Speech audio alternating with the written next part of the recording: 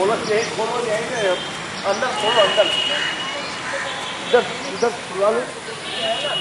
हाँ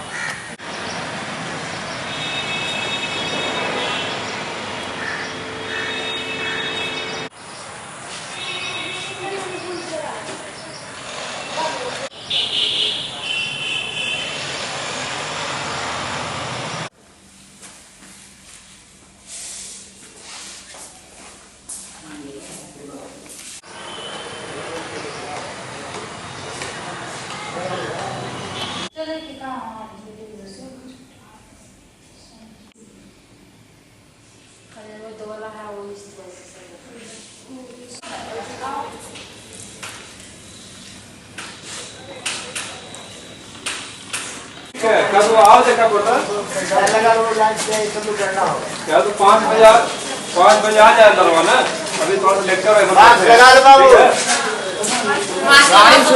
बात लगा दो।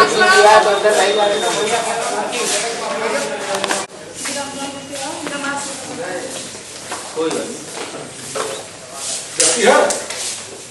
हेलो आगे सब लोग आ चुके हैं ना? हाँ न्यू इंडियन पब्लिक स्कूल है। तो अभी आप लोगों के दिमाग में बहुत सारे क्वेश्चंस होंगे about the astronomy related to science. Okay, any sorts of questions are arising in your brain about the astronomy related to science. You can ask these questions without any state.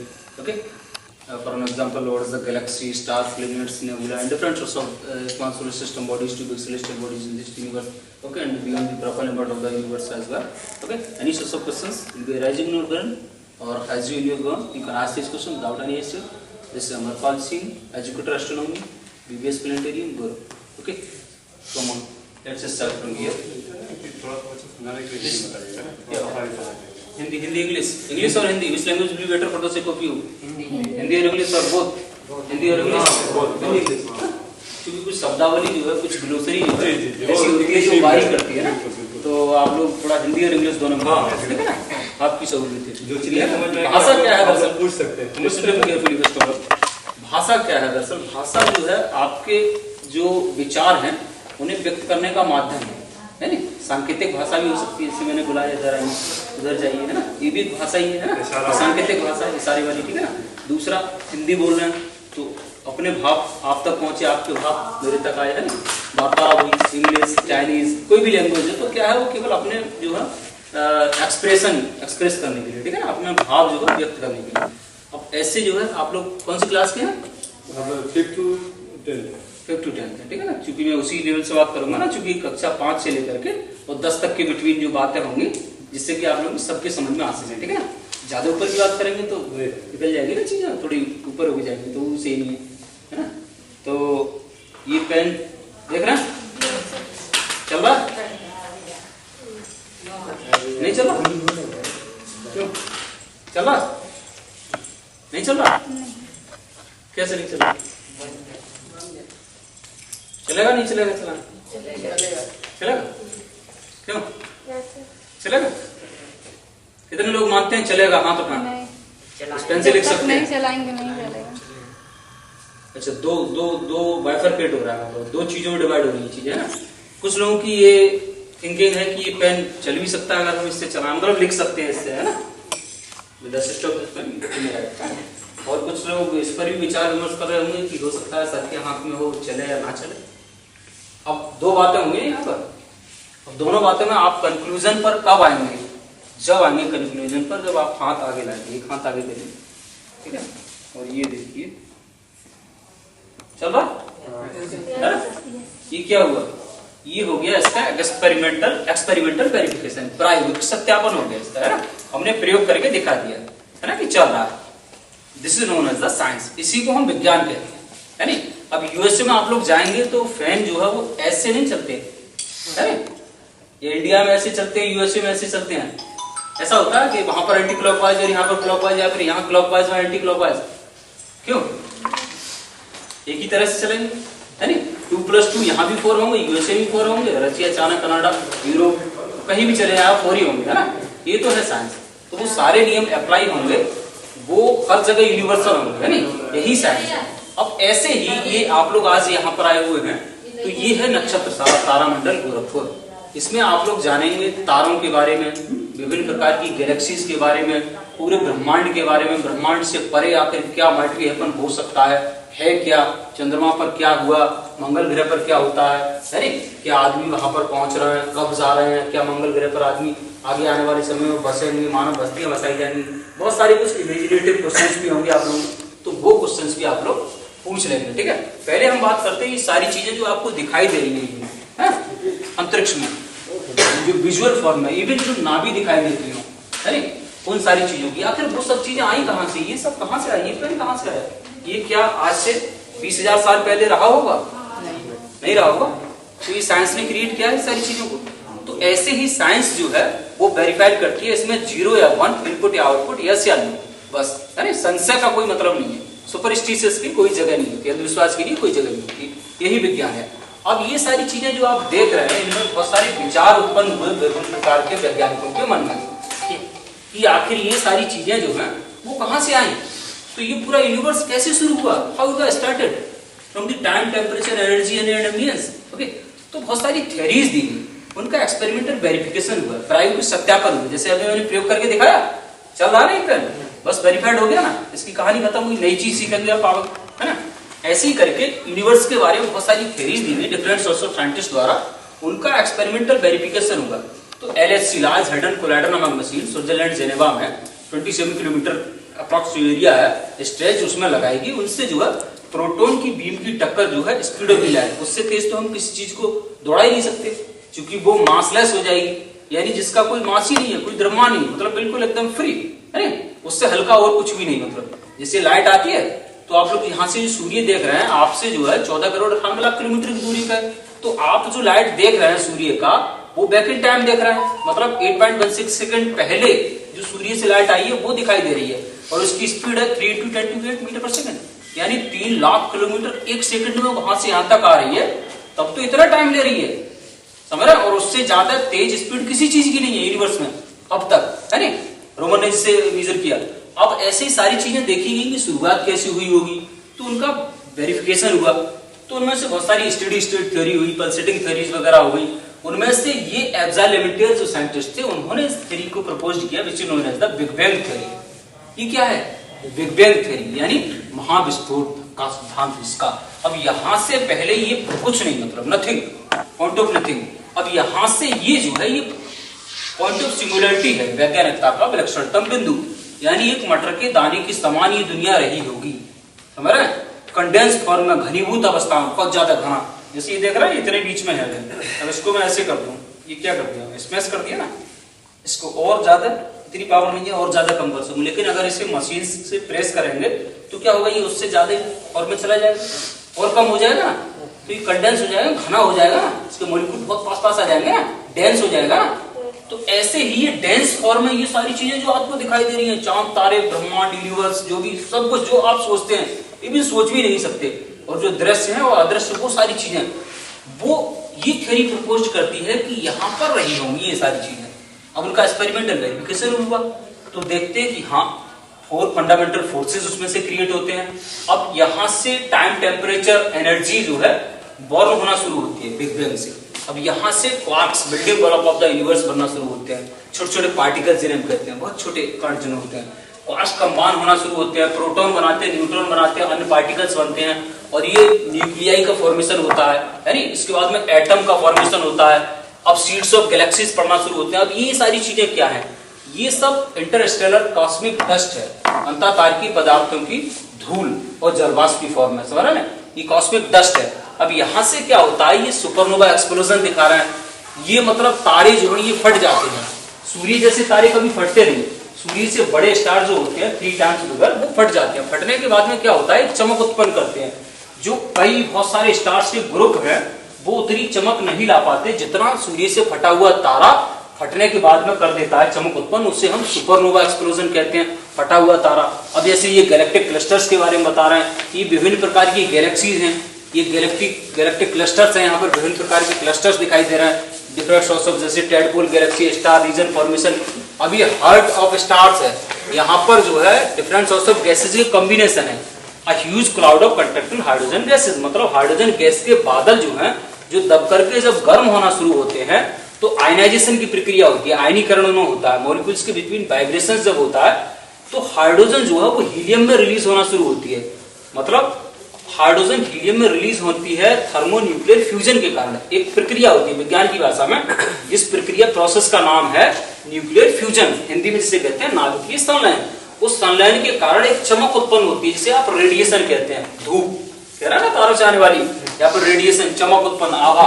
उसके बाद में यहाँ पर तारों में चमक उत्पन्न हो जाती है और उस चमक के कारण होता क्या है कि ये डिफरेंट सोर्स ऑफ स्टार्स बनना शुरू होते हैं। उनमें ये विभिन्न प्रकार के खरबों तारे जन्म लेना शुरू होते हैं। उनके अंदर जो है जब मॉलिक्यूल्स की फॉर्म जो है कंबाइन होना शुरू होती है तो गैलेक्सीज बनती है। गैलेक्सीज के अंदर स्टार्स बनना शुरू होते हैं। स्मॉल सोलर सिस्टम बॉडी, छोटे खगोलीय पिंड, बड़े खगोलीय पिंड बनना शुरू होते हैं। अब जैसे ये रहा आपका मिल्की वे गैलेक्सी, इसका नाम रखा मिल्की वे, मंदाकिनी, आकाश गंगा, तारे इसके अंदर भरे पड़े हैं, खरबों प्रकार के ये सब तारे भरे पड़े हैं। इनमें से ये आपका एक तारा है जिसे हम सन कह रहे हैं। सूर्य क्या है? एक हल्का पीला सोना छोटा मध्यम प्रकार का एक एवरेज स्टार मात्र है। व्हाइट स्टार सफेद तारा है, स्पेक्ट्रम लाइट के कारण आप लोगों को दिखाई देता है कि पीला सा तारा है। दरअसल ये जो है व्हाइट स्टार है और ये जी क्लास स्टार है। तो ऐसे इससे कई गुना बड़े स्टार्स इसमें भरे पड़े हैं, बहुत सारे स्टार्स हैं। अब ये है आपका जो है स्टार सोलर सिस्टम, ये आपका सन है, उसके चारों तरफ आपके 8 प्लैनेट्स हैं नाउअडेज, 8 ग्रह हैं आपके, ठीक है। तो ये तो आपका मिल्की वे है, इसमें बहुत सारे ऐसे प्लैनेट्स हैं, बहुत सारे छोटे बड़े पिंड हैं, ठीक है ना, ड्वार्फ प्लैनेट से लेकर के स्मॉल सोलर सिस्टम बॉडीज, आपकी कॉमेट्स हैं, मीटियोर्स हैं, ठीक है। और ये आपके पड़ोस की मंदाकिनी है, एंड्रोमेडा गैलेक्सी, है ना। अब हो क्या रहा है, ये इसकी तरफ को बढ़ रहा है, ये बढ़ता जा रहा है, बढ़ता जा रहा है। अब आगे आने वाले समय में खरबों साल में ये होगा कि आपस में ये कोलाइड हो जाएंगे, मर्ज हो जाएंगे, और इसके बाद में जब इनकी टक्कर होगी तो इसका जो नाम हो जाएगा मिल्ट्रोमेडा बन जाएगी। समझ पा रहे हैं? और ये यहाँ पर ब्लैक होल है इनमें, और यही ब्लैक होल बनते कैसे हैं? सूर्य से बड़े तारे, सूर्य से मतलब ये जो है सूर्य से 3 गुना बड़े तारे वो फटते हैं। सूर्य जैसे तारे कभी फटते नहीं। सूर्य जैसे तारे जो मैंने बताया ऐसे बनते हैं, उनकी स्टेजेस बनती है। जैसे ये इंटरस्टेलर डस्ट क्लाउड है ना, अंतःतारकीय पदार्थ है जिन्हें हिंदी में कहते हैं। ये स्टेजेस बन रही है इसकी, सूर्य बनने की stage 1, 2, 3, 4 formation of stars. Hydrogen के बादल दब करके गर्म होना शुरू हुए, न्यूक्लियर फ्यूजन हुआ, थर्मोन्यूक्लियर फ्यूजन, नाभिकीय संलयन की प्रक्रिया हुई, उनमें एक चमक उत्पन्न होगी, उन्होंने स्टार को फॉर्म कर दिया और ये आपका तारा बन गया। ये पिछले 4.5 अरब साल पहले आपके सोलर सिस्टम का निर्माण पाया गया है कि ऐसे ऐसे हो रहा था। अब ये सोलर सिस्टम में शेप लेना शुरू कर दिया आपका स्टार। अब इसके चारों तरफ ये प्लैनेट्स बनना शुरू हुए, जैसे मरकरी हो गया, बुध ग्रह सबसे नजदीक है, तो यहाँ पर तो जीवन संभव हो नहीं पाता, क्योंकि इसमें हो क्या रहा है, इसमें 2 फोर्सेस कार्य रहते हैं। एक तो ग्रेविटेशनल फोर्सेस, गुरुत्वाकर्षण बल, सारी चीजों को अपनी ओर खींचने की ओर अग्रसर है, सब चीजों अपनी ओर खींचता है ना।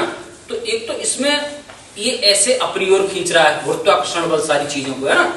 दूसरा इसमें जो है एक हिसाब से ये थर्मोन्यूक्लियर फ्यूजन के कारण जो है नाभिकीय संलयन की जो प्रक्रिया चल रही है उनके कारण हाइड्रोजन हीलियम में रिलीज होती है, तो वो अरबों टन हाइड्रोजन यहाँ से निकल के इधर उधर सोलर फ्लेयर्स ये दिखाई दे रही है ना, सौर ज्वालाएं, और उसमें सोलर स्पॉट्स बनते रहते हैं, रिकम्बिनेशन होता रहता है, वहां पर फिर दोबारा हाइड्रोजन कलेक्ट होकर फिर फ्यूज होती है, हीलियम में रिलीज होती रहती है।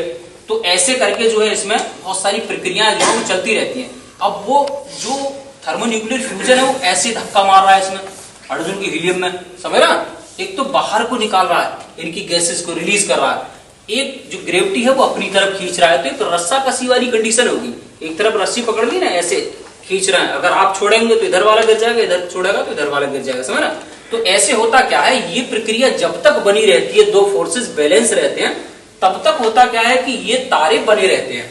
और जैसे ही वो प्रक्रिया ढीली पड़ी, समझ रहे हैं, जैसे स्लैथ होगी प्रक्रिया, तो क्या होगा कि जैसे अगर ये गुरुत्वाकर्षण बल इसमें अगर ज्यादा हो गया तो तारा कोलैप्स हो जाएगा, ये ऐसे हो जाएगा, समझ रहा।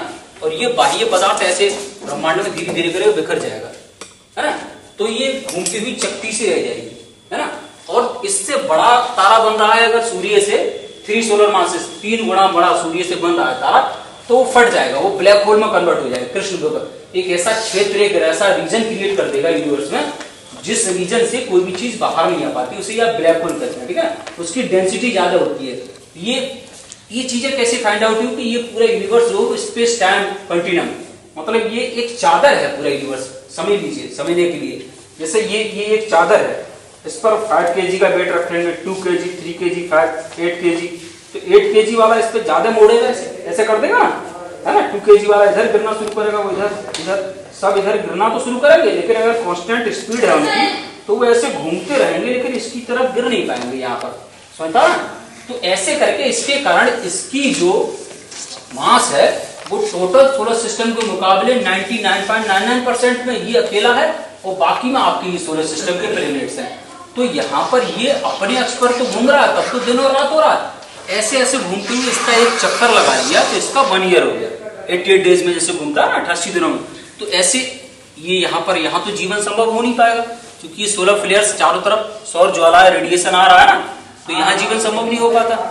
ये दूसरा वीनस शुक्र ग्रह, यहाँ पर क्या हो रहा है कि जैसे यहाँ पर ये जो है सूर्य से निकलने के बाद में जो लाइट यहाँ पर पड़ रहा है, तो इसके एटमॉस्फेयर में जो है वो बहुत ज्यादा मात्रा में कार्बन डाइऑक्साइड की मात्रा काफी है, फॉस्फीन वगैरह की मात्रा है। तो क्या हो रहा है, ये प्रेशर कुकर कंडीशन क्रिएट कर दे रहा है, समझ रहा है, जिसके कारण सूर्य का प्रकाश यहाँ आ रहा है, आने के बाद में इसके ऊपर जो यहाँ पर ये बादल जो है, अमोनिया वगैरह के बादल हैं, वो इसे ट्रैप कर ले रहे हैं इसकी रोशनी को, तो आने तो दे रहा है और एटमॉस्फेयर जाने नहीं दे रहा। तो इसका एल्बिडो इफेक्ट जो है वो इम्बेलेंस हो जा रहा है, समझ रहा है, मतलब सूर्य का प्रकाश आ तो रहा है, आने के बाद में टकराने के बाद में इसमें ट्रैप हो जा रहा है, तो प्रेशर कुकर कंडीशन बन जा रही है। तो सारे सोलर सिस्टम में, हमारे पूरे सोलर सिस्टम में ये 8 प्लैनेट्स हैं, सबसे ज्यादा गर्म ये हो जाता है, समझ रहे। और यहाँ क्या हो रहा है, ये लाइट आ रही है, सब पर पड़ रही है लाइट चारों तरफ, ऐसे यहाँ पड़ रही है, आपका अर्थ है 14 करोड़ 98 लाख किलोमीटर दूरी पर यहाँ से, ठीक है। और ये आपका चंद्रमा है 3,84,366.66 किलोमीटर दूर, ठीक है। तो यहाँ पर 20 जुलाई 1969 को अपोलो 11 मिशन जो कराया था, उसके through Edwin Aldrin, Michael Collins, Neil Armstrong, 3 scientist जो थे नासा ने, ठीक है, वो पहुंचाए थे और देखा कि यहाँ पर जो है क्या है, जीवन की वातावरणीय दशाएं संभव हो पाएंगी या नहीं, वहीं पर रिसर्च चल रहा है। और इसको एज ए बेस स्टेशन देखा जा रहा है कि अगर हमें इंटरस्टेलर मीडियम में, अंतःतारकीय पदार्थों में आगे बढ़ना है, प्लैनेट्स वगैरह में कहाँ जीवन संभव हो सकता है, तो हम जैसे आप लोग यहाँ से मुंबई जाना है, ताकि पेट्रोल टंकी जो है वो एक बार में आप फिलअप करा लेंगे, भरा लेंगे उसमें पेट्रोल, तो जरूरी नहीं है कि वहां तक पहुंच जाए, फिर कहीं रुकना पड़ेगा, फिर पेट्रोल डलवानी पड़ेगी ना। तो ऐसे ही करके ये बेस स्टेशन तैयार कराया जाएगा यहाँ पर आगे आने वाले समय में। क्योंकि हो क्या रहा है, ये धीरे धीरे करके अपनी सोलर फ्लेयर्स को बढ़ाता जा रहा है, इससे तो खत्म होना ही है आफ्टर 4.5 बिलियन ईयर्स। तो इसका टेम्परेचर इतना बढ़ जाएगा, इसके कारण यहाँ जीवन संभव तो हो ही नहीं पा रहा है, ये तो फट जाएगा पूरी तरह से एकदम स्कटर आउट। और ये भी, और यहाँ पर भी जीवन संभव नहीं हो पाएगा। अभी जो है 45 to 55, 56 टेम्परेचर मैक्सिमम जा रहा है, तब तो इतनी गर्मी हो जाती है यहाँ पर। सोचिए अब यहाँ पर 500 to 600 डिग्री सेल्सियस टेम्परेचर गया, तब यहाँ पर ये एसी वगैरह जो लगाई है काम कर पाएंगे क्या? स्वाभाविक बात है यहाँ पर जीवन संभव नहीं हो पाएगा, क्योंकि इसका सोलर फ्लेयर रेडिएशन जो है वो बढ़ता जा रहा है, बढ़ते बढ़ते यहाँ पर जीवन संभव नहीं हो पाएगा आगे आने वाले सैकड़ों करोड़ों सालों में। तो ऐसा तो नहीं है कि हम लोग यहाँ जीवन संभव ना हो पाए तब देखें कि कहीं दूसरी जगह पर मानव सभ्यता का अस्तित्व हो सकता है या नहीं। तो उससे पहले हम लोग देख रहे हैं कि मून पर बेस स्टेशन तैयार करके यहाँ से आगे बढ़े। मार्स सबसे नजदीक में हमारा जो है वो मंगल ग्रह पड़ रहा है यहाँ से, क्योंकि ये यहाँ से पथरीले ग्रहों की शुरुआत होती है, ठीक है ना। ये जो है ये पथरीली चट्टानी ग्रह है, यहाँ पर आप सरफेस है इनकी, इन पर पैर रख करके खड़े हो सकते हैं इस हिसाब से, ठीक है। लेकिन इन पर जिएंगे नहीं 2 सेकंड से ज्यादा, इसे छोड़ करके बाकी यहाँ तक यहाँ पर नहीं चला गया, समझ। तो ये जो है वो मंगल ग्रह है। अब सबसे नजदीक में मंगल ग्रह पड़ रहा है, पथरीला ग्रह है। यहाँ पर जो है दिन होता है अप्रॉक्स 23 घंटा 56 मिनट 49, तो 24 घंटा जिसे मानते हैं काउंट करने के लिए, 24 घंटे का दिन हो रहा है अप्रॉक्स। यहाँ पर भी उतना ही दिन हो रहा है। तो अगर यहाँ से उठा के यहाँ शिफ्ट हो जाएगी आगे आने वाली सभ्यता, इसका ये आधा है, ये जो है 100% होती है, जो है 50% ही है इसका, समझ ना। तो यहाँ से मानव सभ्यता को यहाँ पर भेजा जाए, टेराफॉर्मिंग की जाए। यहाँ पर सारी चीजें जो आप दिखाई दे रही हैं, ये सब चीजें, क्या ये पिछले जो है 2 अरब साल पहले रही होंगी? ये चीजें दिखाई दे रही हैं, स्वाभाविक बात है नहीं रहेंगी। ह्यूमन ने आकर के बनाई है ना सारी चीजों को, नेचर ने सपोर्ट किया है, स्वाभाविक बात है नेचर सपोर्ट करती है। और change is the supreme law of the nature, परिवर्तन प्रकृति का जो है वो सर्वश्रेष्ठ नियम है। तो ऐसे ही यहाँ पर भी आपको अगर नेचर अलाउ करती है, सपोर्ट करती है, तो मार्स पर आगे आने वाले समय में कुछ अग्रिम सालों में जो है वो यहाँ पर जीवन संभव हो सकता है। अब जैसे आपका ये चंद्रमा है, ये नेचुरल सैटेलाइट है ना, प्राकृतिक उपग्रह, 27 डेज में 27 दिनों में ऐसे अपने अक्ष पर भी ऐसे घूमता है और ऐसे घूमते घूमते एक चक्कर इसका भी लगा लेता है। तो ये हमेशा सामने वाला एक ही पार्ट पृथ्वी से हमें दिखाई देता है। ऐसा नहीं है पीछे वाला पार्ट आप यहाँ से देख लेंगे, क्योंकि उतने बार में अपने चक्कर लगा रहा है उतने में ऐसे घूम रहा है, तो हमेशा वही पार्ट बना रहेगा। और ऐसे ही अर्थ जो है वो एक चक्कर जब सूर्य का लगाती है 365 दिन 66 दिन लीप ईयर, तो ऐसे करके 1 ईयर हो जाता है। ऐसे इसके 2 चंद्रमा डीमोस फोबस, ये मार्स है मंगल ग्रह। तो यहाँ देखा जा रहा है कि यहाँ जीवन संभव आगे आने वाले समय में हो सकता है। देखते हैं क्या होता है। अब उसके बाद में प्लेनेट्स आते हैं जुपिटर, बृहस्पति ग्रह। ये गैलीलियन मून है। 7 जनवरी 1610 ईस्वी के लिए जो है गैलीलियो गैलीली, इटाली साइंटिस्ट जो इटली के जो थे, उन्होंने इन सारी चीजों को ऑब्जर्व किया, देखा अपनी एक छोटी सी दूरबीन रिफ्लेक्टर के माध्यम से। गैनीमेड, कैलिस्टो, आयो, यूरोपा, ये इसके 4 चंद्रमा हैं। इसके 79 मून्स हैं जो अब तक डिस्कवर्ड किए गए हैं। ठीक है, ये जुपिटर है। तो ये गैसियस जायंट है। गैस पर तो आप जीवन संभव कर नहीं सकते, गैस पर खड़े कर दिए जा नहीं रह पाएंगे ना। अब बृहस्पति के बाद शुक्र आपका जो है, शनि जो है, सैटर्न आ गया। सैटर्न जिसका ये ट्राइटन है। अब ये गैसेस जायंट है। इस पूरे प्लेनेट को उठा करके अगर भरे हुए पानी के समंदर में रख दिया जाए तो ये तैराना शुरू कर देगा। इसकी डेंसिटी इतना कम है, इतना कम घनत्व है, मतलब बहुत कम जो है घनत्व है। अब ये इसका जो है नेपच्यून का ट्राइटन है और दूसरा यूरेनस। तो 8 प्लेनेट्स हैं और सारे प्लेनेट्स ऐसे ऐसे घूमते हुए अपनी ऑर्बिट्स में जो है सूर्य के चारों तरफ जो है चक्कर लगा रहे हैं, परिक्रमण कर रहे हैं। कोई क्वेश्चन हो तो आप लोग पूछ लेंगे। अरे बहुत सारी चीजें हैं यूनिवर्स में, बहुत सारी चीजें हैं। एवरीथिंग टेक्स ए टाइम ना, हर चीज में समय तो लगता है। कोई क्वेश्चन हो आप लोगों को तो पूछ लीजिए। हाँ बताइए बेटा। सोलर सिस्टम में देखिए सूर्य ग्रहण दरअसल है क्या, बहुत अच्छा क्वेश्चन क्रिएट किया है। देखिए हम यहाँ से सूर्य का प्रकाश प्राप्त कर रहे हैं, ये सूर्य की रोशनी आ रही है तो ये डायरेक्ट पड़ रही है ना, इस पर पृथ्वी पड़ रही है। जब ये चंद्रमा इसके सामने से गुजर रहा होगा और हम यहाँ पर कहीं खड़े हैं, है नहीं, आप लोग यहाँ कहीं खड़े हैं, तो ये जब सामने से गुजरेगा तो इसकी जो लाइट सीधी आ रही है वो लाइट सीधी आप पर ना पड़ के इस पर पड़ना शुरू होगी ना, समझ रहा। तो आपके लिए जो है वो सूर्य ग्रहण हो जाएगा, समझ रहा ना। ग्रहण मानी किसी चीज का जो है ना दिखना एक साथ, समझ रहा, सोलर इक्लिप्स। तो ये चंद्रमा जब बीच में आ जाता है नहीं, तो आपको ये सूर्य जो है दिखाई नहीं देता है। ये जो है यहाँ ये इसकी जो है छाया, उसकी छाया, इसकी छाया इस पर पड़ रही होती है पृथ्वी पर, है नहीं। अब ऐसे ये पृथ्वी जो है इधर आती है तब जो है ऐसे करके घूम रही होती है, तो ये सारी प्रक्रियाएं जो है हो रही होती है। और बताओ, चंद्रमा जैसे हम लोग यहाँ खड़े हैं पृथ्वी पर, अब चंद्रमा इधर से निकलता है, जैसे ऐसे समझ में बढ़ जाएगा। यहाँ पर जैसे चंद्रमा इधर से निकलता है क्षितिज से, हॉरिजॉन से, ऐसे निकल के इधर कहाँ गया, इधर कहाँ गया, इधर इसके नीचे गया अर्थ के, यूं चक्कर मार के फिर ऐसे, समझ रहा ना। अब चंद्रमा जो है जैसे हम यहाँ से देख रहे होते हैं, सूर्य को देख रहे होते हैं ना, अब चंद्रमा जब यूं होकर गुजर जाता है तो हम लोग यहाँ खड़े हैं जिस कंडीशन में, तो सूर्य का प्रकाश जो है पृथ्वी पर सीधा ना आकर के वो चंद्रमा ढक लेगा उसे, समझा। तो वहां पर प्रकाश नहीं आएगा ना डायरेक्ट, है नहीं।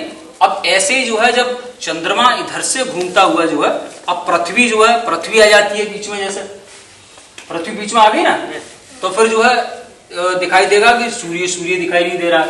ऐसे करके ग्रहण की परिघटना होती रहती है। और बताओ कोई क्वेश्चन हो, और बताइए कोई क्वेश्चन हो आपके दिमाग में, बहुत सारे क्वेश्चन होंगे ना। और जो ग्रहण की घटना है जब 3 बॉडी एक सीध में आए, जैसे सूर्य, पृथ्वी, चंद्रमा, तब बनती है। और बताइए कोई क्वेश्चन। कभी कभी जो रहता है ऐसा पूरा लगता है और कभी आधा लगता है, इफेक्ट होता है। एक्चुअली होता क्या है, वो आपके जो डिपेंड करता है लॉन्गिट्यूड और लैटिट्यूड पर, अक्षांश और देशांतर पर, जिस आप जहां पर खड़े हैं जिस स्थिति में। जैसे यूएसए से अगर आप देख रहे हैं समुद्र फायर मूवमेंट, तो हो सकता है कि वहां की पोजीशन ऐसी बन रही हो जहां से आप लोग जो देख रहे हैं ग्रहण, वो टोटल सूर्य ग्रहण दिखाई दे, समझ, और यहां से वो पार्शियल दिखाई दे, आंशिक, या फिर बिल्कुल दिखाई ही ना दे। क्योंकि ऐसा होता है कि वहां पर हो सकता है वहां डे हो, यहाँ नाइट हो, यहाँ नाइट हो या फिर डे हो। तो पार्टिकुलर पोजीशन पे डिपेंड करता है कि हम लोग कहाँ पर खड़े हैं, उस बॉडी को कहाँ से देख रहे हैं। जैसे हम यहाँ से आजकल जो देख रहे हैं वो आपका जुपिटर है, सैटर्न है, प्लेनेट्स है ना, ये दिखाई दे रहे हैं शाम को, ठीक है ना। और आपका वीनस है। तो जरूरी नहीं है कि हर जगह से ही दिखाई दे रहे हैं, बाकी अन्य पार्ट से भी दिखाई दे रहे हैं पूरी दुनिया के जो है। वो पार्टिकुलर पोजीशन से डिपेंड करता है कि हम कौन से प्लेनेट्स को, कौन सी सेलेस्टियल बॉडीज की इवेंट्स को हम लोग देख रहे हैं। और बताइए कोई क्वेश्चन हो आप लोगों के दिमाग में। साइंस की हेल्प से अर्थ को अपनी जगह से हटाया जा सकता है? ऐसा तो संभव नहीं हो पाएगा, है नहीं। लेकिन suppose that for a moment मान लिया जाए, जैसे अगर आप कहाँ हटा के कहाँ करना चाहते हैं, लेफ्ट या राइट कहीं कहीं भी कहाँ करना चाहते हैं, जैसे बताइए मुंह की जगह। मून की जगह, तो क्या होगा है? तो क्या होगा? हाँ हाँ है ना, जैसे यहाँ पर कर दिया जाए। पहली बात तो ये असंभव ही है, एक हिसाब से संभव नहीं हो पाएगा, लेकिन अगर आप suppose that for a moment यहाँ पर कर दें तो ये समझिए कि जैसे ये चूंकि ये बड़ा है इसके मुकाबले, तब भी इसका चक्कर, पृथ्वी का चक्कर जो है ये मून ही लगाएगा, और आपके लिए जो है वो 27, जैसे यहाँ पर 24 घंटे का दिन हो रहा है, जैसे यहाँ पर 27 घंटे का हो जाएगा, 27 दिनों में, सॉरी 27 दिनों में, ये 27 डेज में अपने अक्ष पर भी घूमता है और उतने में ही जो है पृथ्वी का चक्कर भी लगाता है। तो आपका डे इसके अकॉर्डिंग होगा। फिर आपको फील क्या होगा कि ये जो है, अगर जैसे मून पर आप लोग पहुंच गए, suppose that for a moment आप मून पर पहुंच गए ना, यही कहना चाह रहे हैं, मून पर पहुंच गए तो मून पे से आप लोग जब देखेंगे पृथ्वी को तो आपको ऐसा लगेगा जैसे पृथ्वी निकल रही है यूं, जैसे आप लोग देखते हैं ना यहाँ से चंद्रमा निकलता हुआ यूं नजर आता है ना।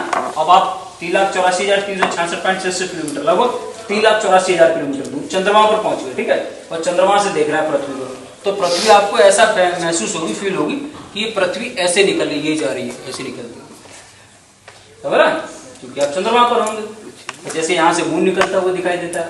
और बताइए कोई क्वेश्चन हो आप लोगों के? अगर अर्थ को यहाँ के बजाय यहाँ कर दिया जाए या यहाँ कर दिया जाए, अच्छा अगर यहाँ कर दिया जाए तो क्या जीवन पे क्या असर पड़ेगा? देखिए, हाँ हाँ हाँ, ठीक ठीक, बड़ा बढ़िया क्वेश्चन है। एक्चुअली होता क्या है, पहली बात तो आपका जो अर्थ है वो 28 km से 28 किलोमीटर पर सेकंड की गति से ये जो है ये सूर्य के चारों तरफ घूम रहा है, समझा, और 24 घंटे में अपने अक्ष पर घूम रहा है।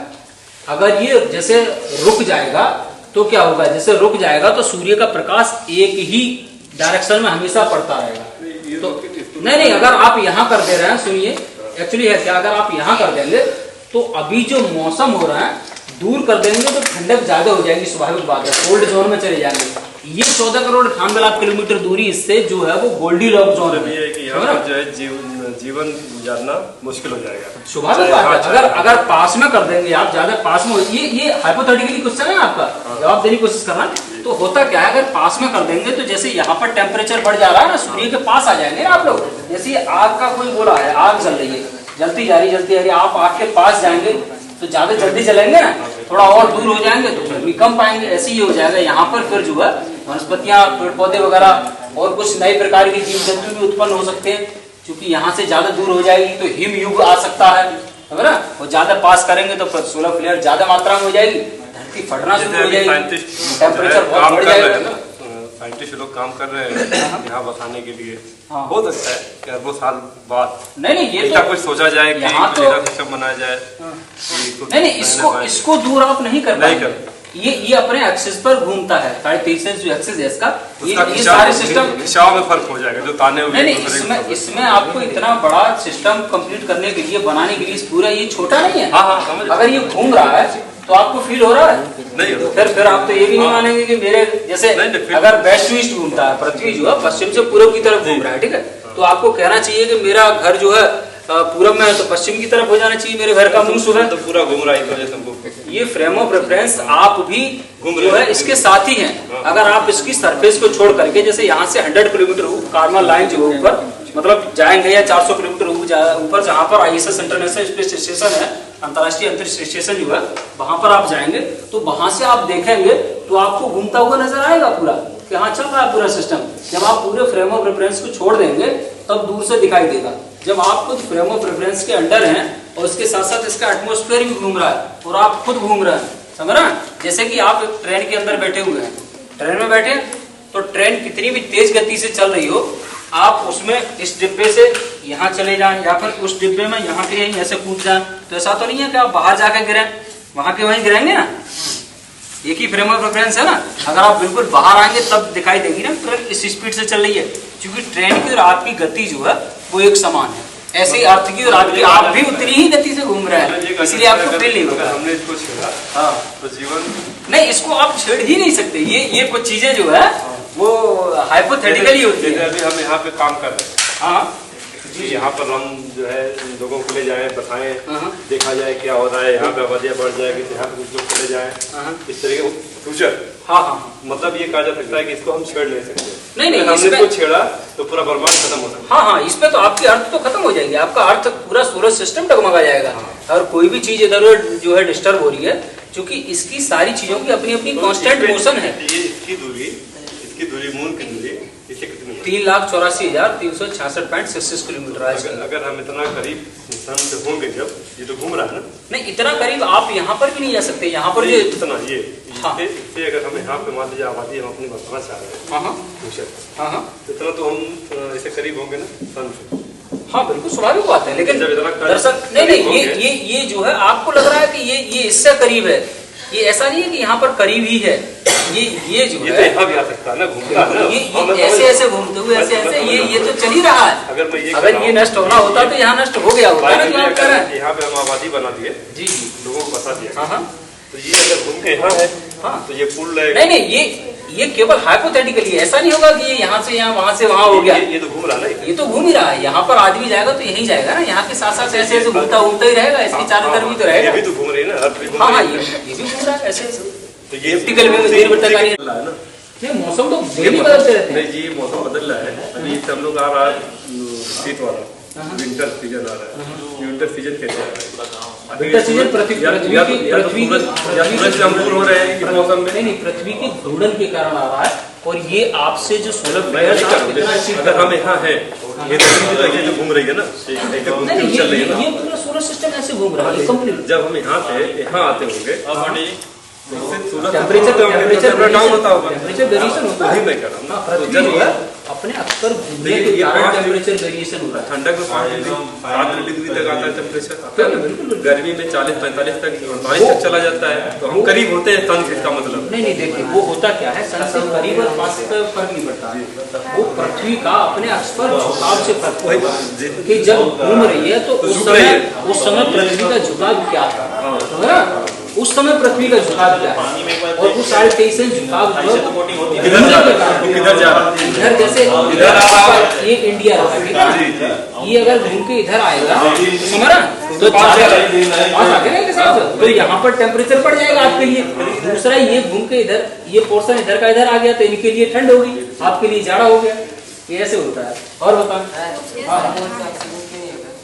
एक्चुअली है क्या, वहाँ पर जो मीन रूट स्क्वायर वेलोसिटी जो है रोकने के लिए, आपका जो टेम्परेचर बनाने के लिए या ऑक्सीजन बनाने के लिए, कोई भी जो गैसेज हैं उन्हें रोकने के लिए, मॉलिक्यूल्स को रोकने के लिए उसका एक एस्केप वेलोसिटी होता है, पलायन वेग, ठीक है ना। उसे रोकने के लिए जो मॉलिक्यूल्स की फॉर्म है, जैसे यहाँ पर है ना ऑक्सीजन वगैरह है, उसे रोकने के लिए पर्याप्त बल नहीं है उसके पास में, एटमॉस्फेयर नहीं है, वायुमंडल ना होने के कारण कोई भी चीज वहां पर पड़ती है वायुमंडल, इसीलिए वहां पर जो एटमॉस्फेयर नहीं है सर जी।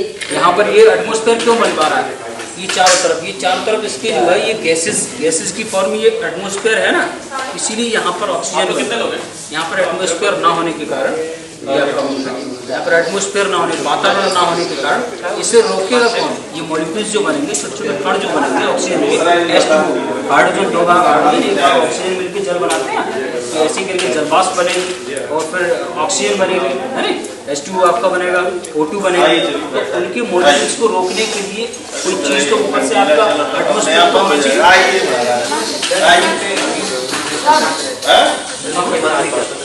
बंद कर दीजिए, तो चांदी है।